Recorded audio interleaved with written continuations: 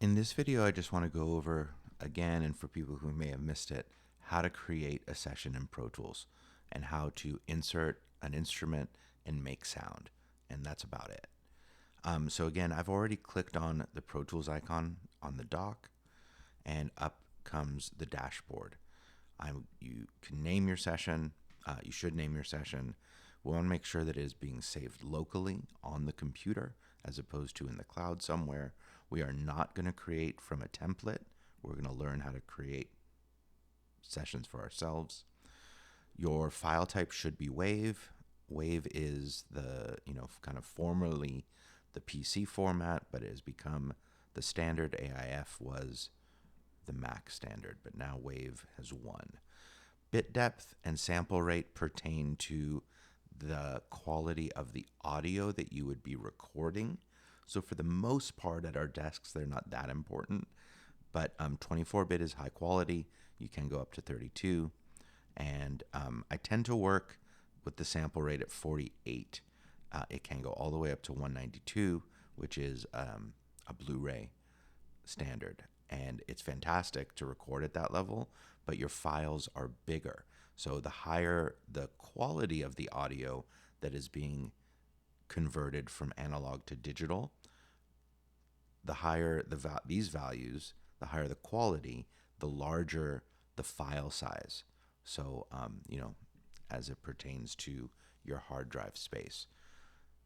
Not that that should matter, because hard drive space is pretty cheap these days. All right, we're going to leave it interleaved. And very, very important here is the location. This is where the session folder, when you create what you're going to be making, it's going to create a folder and place it somewhere. I always recommend that just go to the desktop.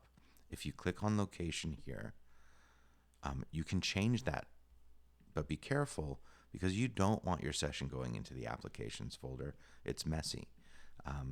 But just be aware that if for some reason you don't see the session that you just created, because it will make a session, look at this hierarchy and where it is. For you, it should say users, the login that you're in on the computer, whether that's 2nd, 7th, 6th, etc., and then desktop, and hit create.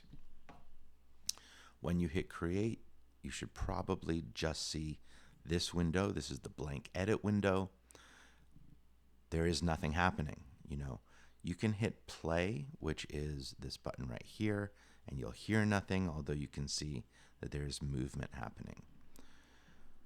I like to teach how to make a click track or a metronome. So go up to track, create click track. Now if you hit play, you will hear a quarter note pattern.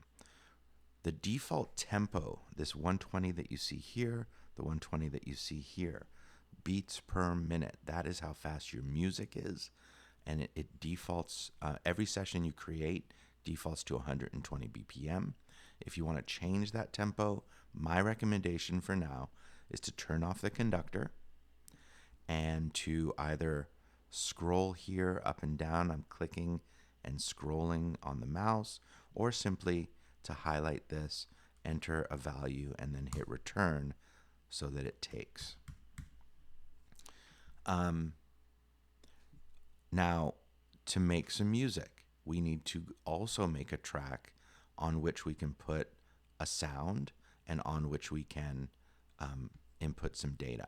So we're going to click track here, new, leave it as mono, leave it as 1. This is the number of tracks you can create. You have mono or stereo, we'll leave it as mono for now. We don't want to make an audio track. We want to create an instrument track. An audio track is if you're going to record a microphone or something like that. An instrument track is what we want to do right now. We're going to call this one drums, not S drums, just drums. I did it again. Now, you should see some columns here. Instrument, inserts, and I/O are the ones that I recommend seeing. If you come to this white triangle here, you can actually set yourself up to see a lot more things, but it takes up all of this space and all this real estate. So you really only need the ones that you need. You don't need comments for now. You don't need mic preamps. You don't need inserts F through J until you fill up A through E. You don't really need the sends from here. I like to see the IO, and track color is just this little bit here. So these 3 columns is good. Inserts. So if you look at the column name, I'm going to click and insert A. So this is A, B, C, D, and E. Click and insert A until plugin comes up. Scroll over to the right. Scroll down to instrument and move yourself down. I'll start with expand 2. These are all different synthesizers or instruments, virtual instruments. We start off with expand. I click on it. Up comes expand the instrument. I'm going to go to preset or hit factory default and go to drums, and I'm going to choose session drums. Okay, so I've loaded up the drum instrument. You know, these are all categories, but I'm just going to kind of focus on the basics of how to make sound. You can choose any sound you want.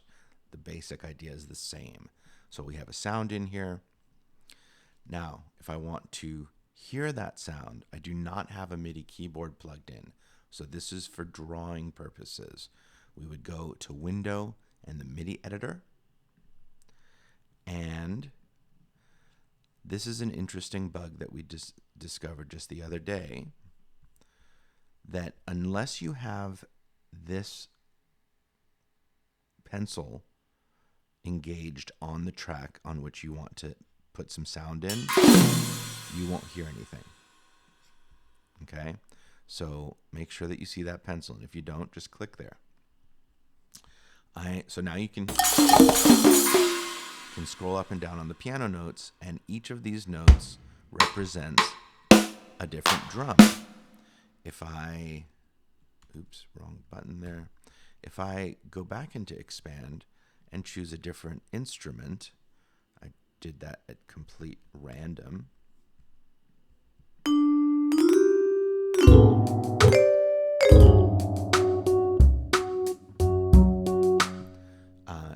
It is any instrument that you want it to be, okay? That is how you make sound. If you want to insert some notes, I'll do that very quickly. I'm going to stay with the session drums. You can do that with the pencil tool. You click on the pencil, and you can insert any number of notes. You can move them around, and we'll talk about that kind of at a different time. So creating a session, inserting an instrument, inserting some notes, and making some sound. That was the basic goal of this video, and there you go.